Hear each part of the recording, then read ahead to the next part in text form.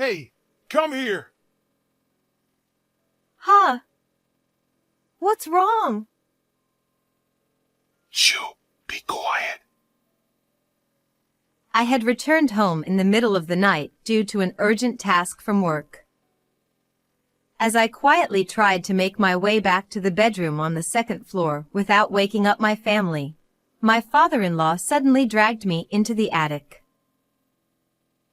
I looked at my father-in-law with a puzzled expression, not understanding what was going on. Listen carefully to the sounds downstairs. Huh? Though confused by my father-in-law's actions, I did as he said and paid attention to the sounds downstairs. Indeed, I heard a strange noise that I had never heard before. What on earth was that sound? After noticing the sound, I found a gap through which I could peek downstairs to check the situation. The scene I saw was also bizarre. What?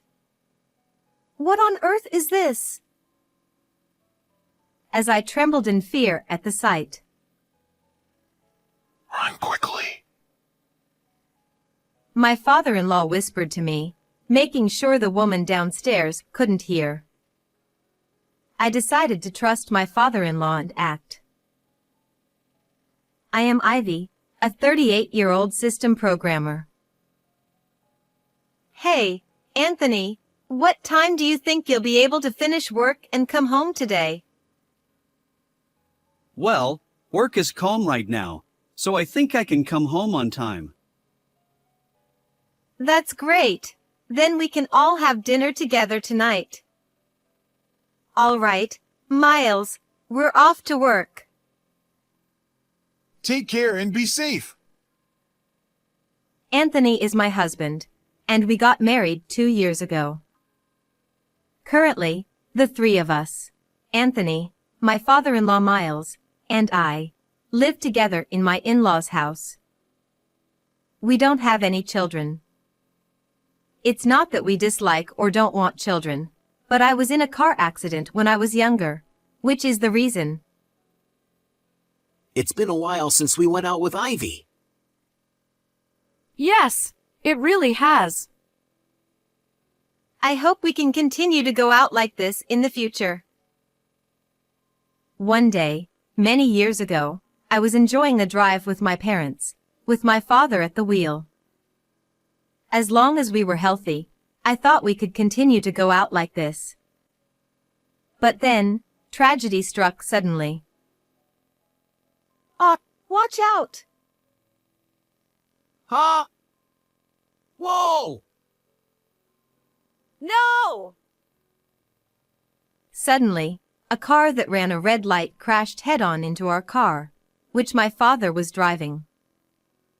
The impact caused our car to overturn, and I lost consciousness. A witness must have called an ambulance. When I came to, I was in a hospital bed. When I regained consciousness, I called for the doctor and nurse to check on my parents' condition. I'm sorry, but your parents have passed away. And, although your life was saved, well... Huh? Is there something else? The doctor, looking reluctant, informed me of my parents' death. Not only that, but he also told me about my condition. Actually, your uterus was damaged. What? What does that mean? Does it mean I can't have children in the future? It's not that you can't have children, but it will be difficult for you to conceive. No way! Thus, I lost my parents in the accident and became infertile due to the impact of the accident. Did I lose my parents and my goal of becoming a mother in the future? When I was confronted with that reality, I was in shock. After that, I didn't feel like doing anything and even thought about joining my parents in heaven. But while sorting through their belongings, I found photos of their smiling faces and mementos, and I realized that if I went to them now, they would surely be sad. That thought stopped me. I can't go on like this. I still have my job. Because of my infertility, I gave up on romance, thinking, maybe it's okay to give up on love? But instead, I immersed myself in my work as a system programmer. Then, 3 years ago, when I was 35, my life took a turn. I'm Anthony, the new sales representative. Nice to meet you. Oh, nice to meet you too. This was my first encounter with Anthony. My first impression of him was that he was a serious and sincere person about his work. To me, who was also immersed in my work, Anthony's earnest attitude towards his job was very attractive. Perhaps Anthony felt the same way about me. We built a good working relationship, but one day, Anthony suddenly said something unexpected. Excuse me, would you like to go out for a meal with me sometime? Huh? Anthony, excuse me, but are you married? Anthony was 2 years older than me, so he was 37 at that time. It wouldn't have been surprising if he was married. So I asked just to be sure. I'm embarrassed to say, but I divorced my ex-wife because of my infertility, so I'm single now. Oh, I see. I felt a little sorry for making him say that, but hearing his story made me feel like I could take a step forward. If I couldn't have children because of his infertility, I wouldn't have to worry about being blamed, right?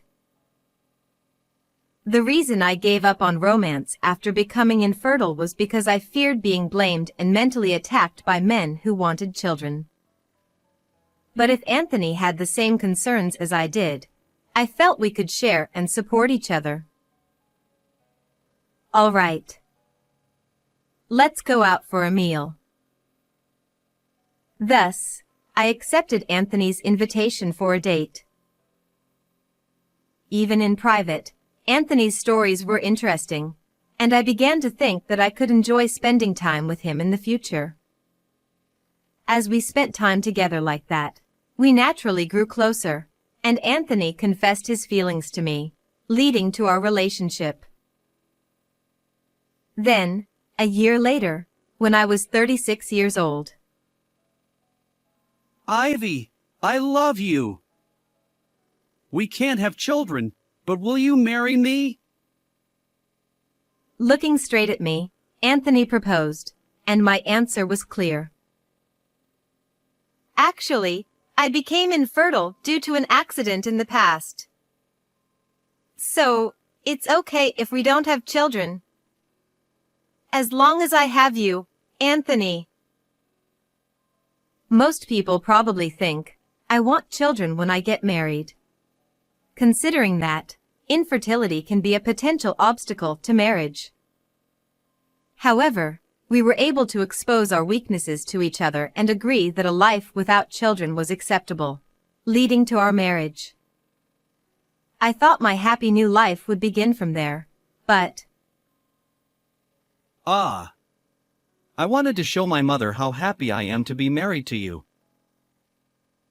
I also wanted to show this to my parents. Anthony and I had this conversation during our wedding. Anthony's mother, who is my mother-in-law, had passed away 2 years before our wedding. I had heard stories about how she had doted on Anthony before the wedding. I wondered if he had a bit of a mama's boy tendency. But I also cherished my own parents, so I told myself not to overthink it. Now, as for where we live after getting married, as I mentioned at the beginning, the 3 of us, Anthony, Miles, and I, lived together in my in-laws' house. Living with Miles was Anthony's wish. Hey, Ivy, if I leave the house, Dad will be alone. Yes, that's true. Dad is getting old, and I'm worried about him. So, I'm sorry, but can we live together? Living together. Okay, that's fine. Honestly, I had some reservations about living with my in-laws. I wanted to spend peaceful time alone with Anthony. But since my parents had already passed away, I couldn't do anything for them anymore. So, I understood Anthony's desire to do something for Miles, and I decided to accept his request. Besides wanting to respect Anthony's feelings for Miles, there was another reason. I thought Anthony was serious and kind, so I assumed Miles would have a similar personality. If that were the case, I thought I could get along well with Miles even if we lived together. That optimistic thinking was my first mistake. What's wrong? I can't seem to sleep well. Some people can't sleep when their environment changes, even if they can sleep well in their familiar bedroom. But I had never had trouble sleeping at my grandparents' house or in hotels while traveling. However, I felt uncomfortable sleeping only at my in-laws' house. It wasn't just because I was using a different bed or pillow. My relationship with Miles was likely affecting it. I felt that Miles was keeping his distance from me. I couldn't understand why he was doing that. Miles, excuse me. Can I talk to you for a moment?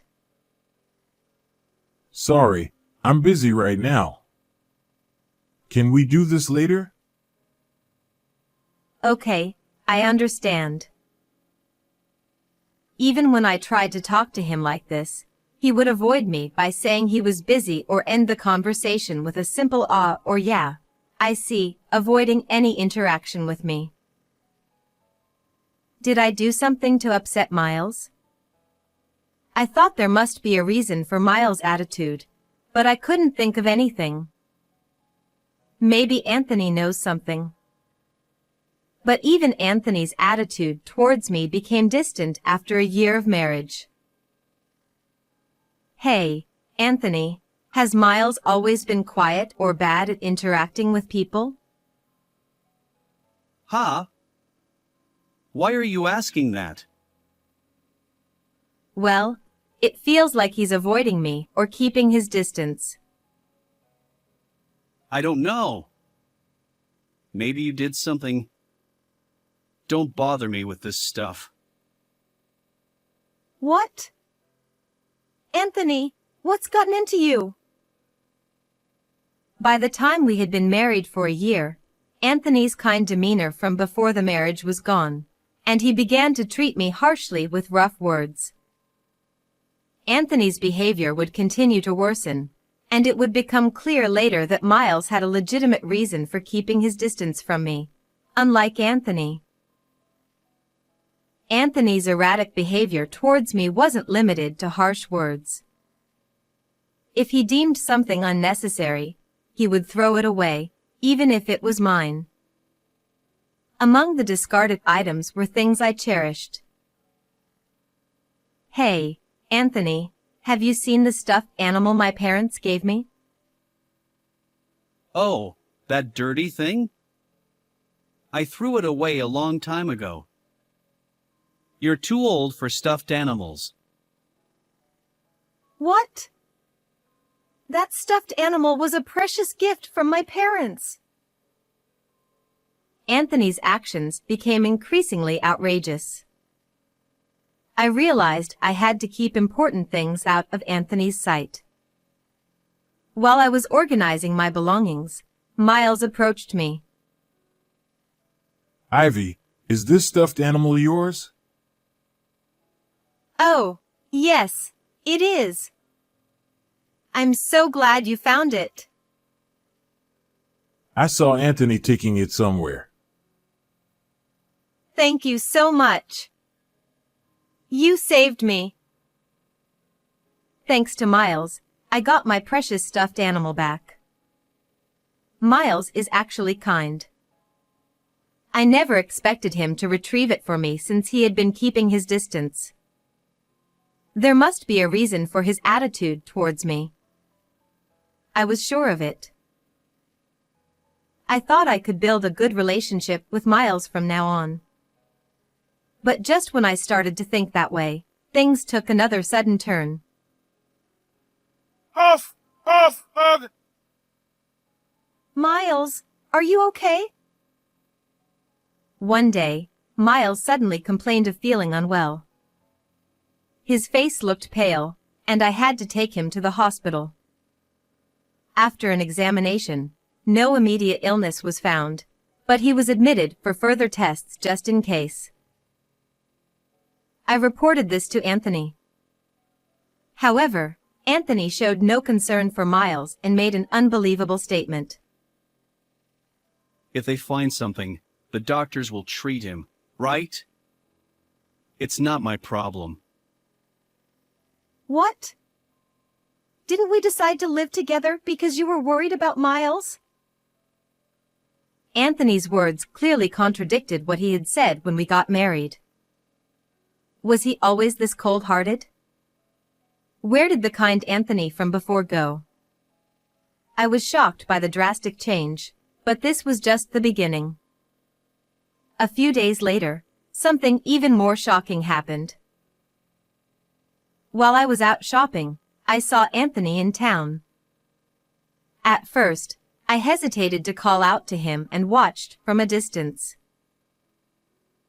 Kathy! You're so cute! Oh, Anthony, stop it! What is this? Could it be? Anthony was walking with a woman, looking very friendly, and they were talking as if they were a couple. Their behavior was like that of lovers, but there was something that felt off. It was the age of the woman with Anthony. I saw her for the first time, so I didn't know her actual age, but she seemed significantly older than Anthony. Is she a relative I don't know about? Or is he having an affair? Either way, Anthony's behavior is suspicious.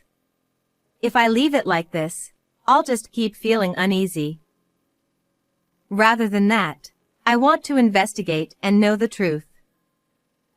So, I decided to hire a detective agency. With Miles' condition and Anthony's behavior, there were more and more things to worry about, and I couldn't find any peace. In the midst of this, I received a call from the hospital where Miles was admitted, saying that the test results were out. I immediately went to the hospital to hear from the doctor. Please stay calm. Miles has terminal cancer and has about 2 years left to live. What? No way. I thought so. I was shocked by the doctor's announcement, but Miles seemed strangely calm. Maybe he understood his own body? He was that calm.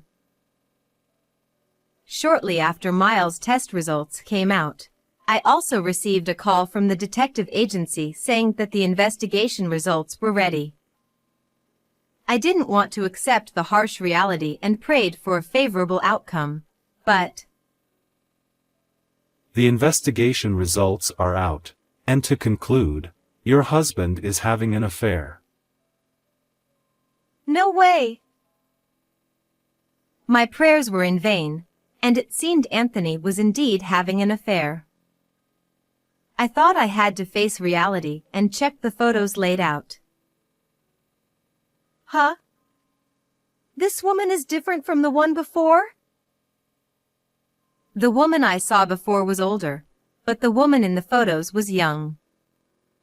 They looked similar, but they were clearly different in age. Could Anthony be having affairs with multiple women? In any case, it doesn't change the fact that he betrayed me. I can't forgive such betrayal. Honestly, I thought about divorcing Anthony, but Miles is battling terminal cancer. If I divorce now, Miles would have to fight the disease and loneliness alone. Considering that possibility, I decided to prioritize Miles and postpone the divorce. Miles, how are you feeling? Today, I'm feeling better than usual. I'm sorry for making you worry. No, it's okay. Observing Miles, it seemed he didn't need care yet. However, since he was given a terminal diagnosis, his condition could change suddenly at any time. To be prepared for that, I wanted to spend as much time with Miles as possible. Ha ha ha! Kathy! Anthony, over here. He's at it again. Really? Anthony was still infatuated with Kathy.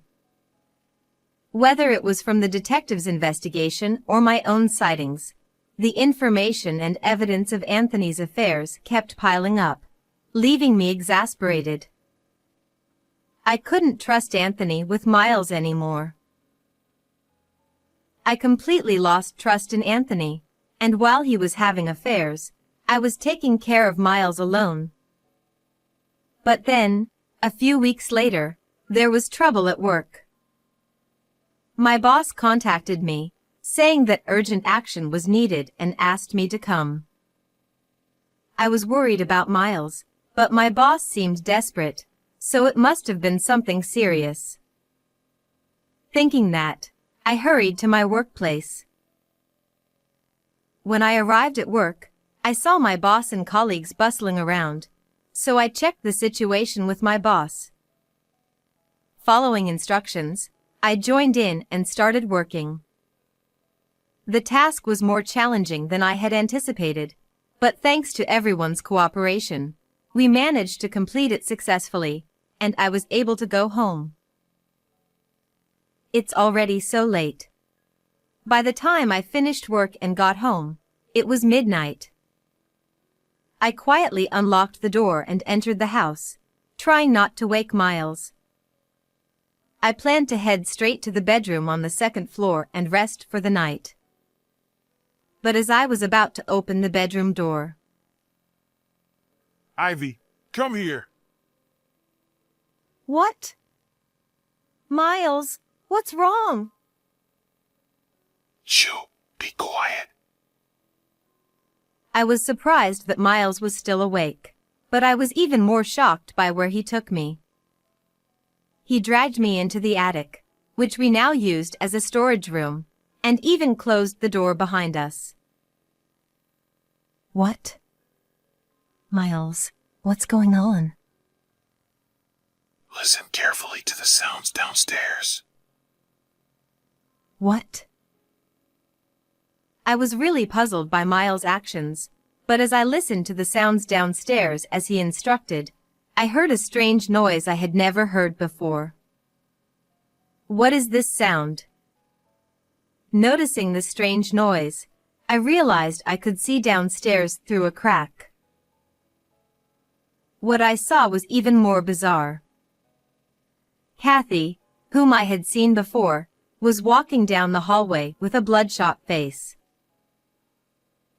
Ivy, where are you? I won't forgive the woman who seduces Anthony. What? Is she looking for me? Her target wasn't Anthony, but me. Her vengeful words were clear enough to make me think so. Could it be that my life is in danger? Judging by her demeanor, it must be. I instinctively felt the danger and held my breath. Oh, what should I do? I was paralyzed with fear and confusion, but seeing my state, Miles spoke to me. We can't stay here. She might appear in front of us at any moment. So run! But if I do that, what about you, Miles? Don't worry about me. Just focus on not meeting Anthony until the divorce is finalized. Think only about that. Okay. Miles was desperately trying to protect me. To honor his feelings, I realized that my priority should be to ensure my own safety. I couldn't rush out and run into her. As I watched her, Ivy, I'll find you someday. she spat out those words and left. She's gone. Ivy, take this. Then you need to leave the house immediately. Yes, I understand. With that, I took the letter from Miles and hurriedly left the house. After that, I went through the divorce process with a lawyer I had prepared in advance and also claimed compensation for the affair. The investigation by the detective agency revealed that Anthony had been having an affair during work hours. I informed the company about it, and Anthony was fired as a result. With the divorce finalized, I had to meet Anthony regarding the compensation, but Poof. Even if I divorce you, I'll just be with Kathy, so it's fine. Besides, I'm about to make a lot of money, so I'll pay the alimony in one go. thank you very much. Anthony said this, trying to act tough, and paid the alimony in a lump sum. And for some reason, Kathy was also there. Heh, what a foolish woman to let go of Anthony. She said this with a triumphant smile. Still, she looks older than in the photos. Kathy thinks she has won against me, but I never considered it a competition in the first place. I really don't care, so she can say whatever she wants. What bothered me more was the gap between the photos and reality. 2 years later, Miles passed away after battling his illness. I attended the funeral. Ha ha ha! Finally! This day has come! You really kept me waiting. What? Is that Anthony? How can he make such an inappropriate remark at his own father's funeral? And not just his words, but his appearance had deteriorated so much over the past 2 years that he looked like a different person. I paid Ivy the compensation because I thought I'd get a lot of money soon, but that old man made me wait for 2 years. Hey, Anthony, enough! Do you even realize what you're saying? Naturally, Anthony's relatives were also at the funeral, and they couldn't stand his constant offensive remarks and tried to stop him. Well, it's fine. Anthony has been through so much. What? You? Why are you here? It was Anthony's mistress, Kathy, who appeared, and Anthony's relatives were shocked and speechless upon seeing her. The reason became clear after the funeral. You seemed surprised to see Kathy. Is there something about her? When I asked Anthony's relatives, they explained with slightly pale faces. So her name is Kathy. I thought she was Mira. Mira? Anthony's mother. Ivy, you never met her? No, she had already passed away when we got married. But the reason Kathy looked older made a bit more sense after hearing Anthony's relatives. Well, I don't really care about Kathy now. I wonder if Anthony will start causing a scene for a certain purpose soon. As I watched, It happened as expected. Hey, enough with the boring talk. Just give me the inheritance already. Anthony's goal was Miles' inheritance. He was under the delusion that he would finally get it, and his excitement was strange. Here, I decided to confront Anthony with a reality he didn't know. Sorry, but things won't go as you planned. Miles left a will. A will. Yes. I was adopted by Miles. I'm the one who will inherit the estate. What? Don't be ridiculous. I expected him to complain when I told him this, and he did. But a man who had been so selfish had no right to complain in the first place. Who's being ridiculous here? You neglected Miles and had an affair, so don't act all high and mighty. Ugh, damn it. When I glared at Anthony and scolded him, he couldn't say anything back and bit his lip in frustration, falling silent.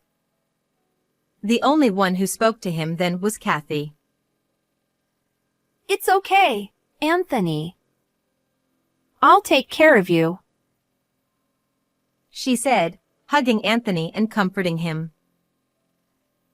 Could it be? What came to my mind was the letter Miles had left behind. What was written in that letter was hard to believe. I have a sixth sense. Anthony's mistress, Kathy, is possessed by my late wife, Mira.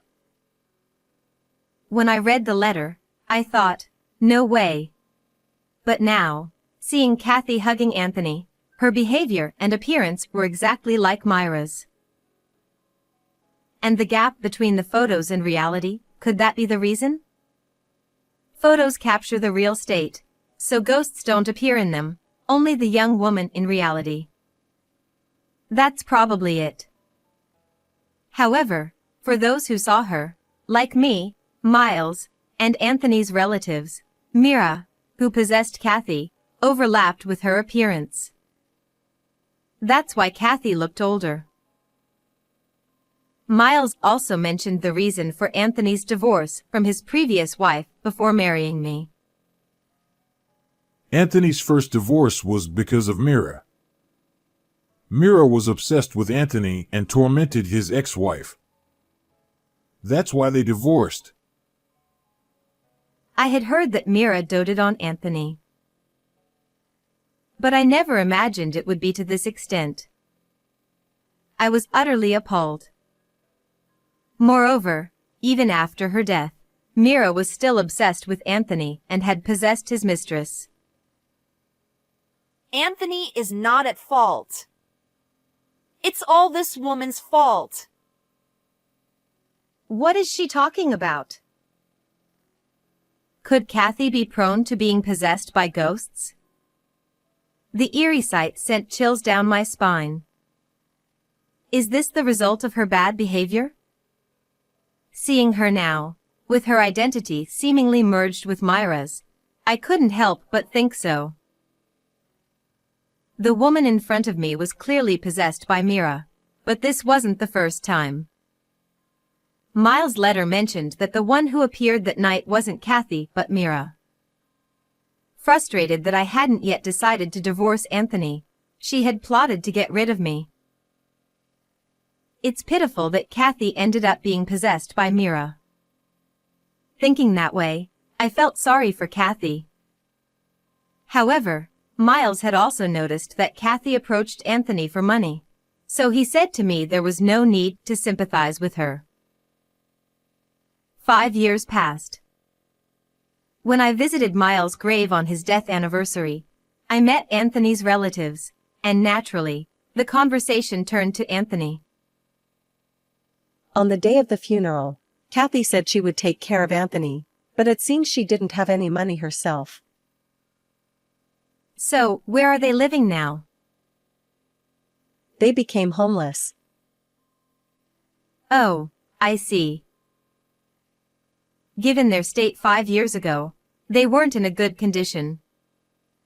If time passed as it did, becoming homeless was a natural outcome. I thought they might be regretting their current situation, but apparently not. But they didn't seem to realize they were living a hard life.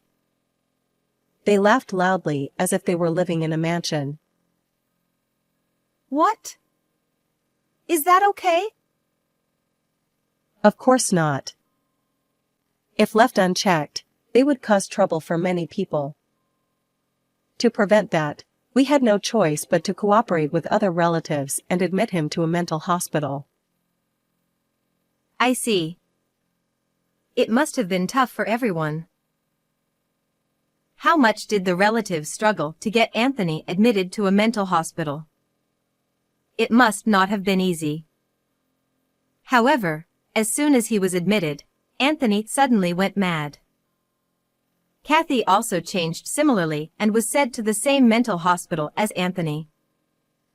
Even now, I don't think admitting them to a mental hospital will bring them back to normal.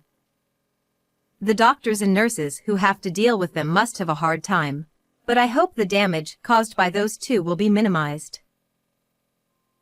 By the way, in the letter Miles wrote to me, he mentioned that my parents were protecting me. Considering that I survived a car accident in the past, that possibility is quite plausible.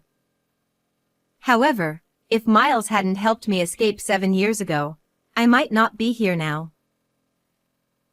Thinking about it, Miles must be protecting me too.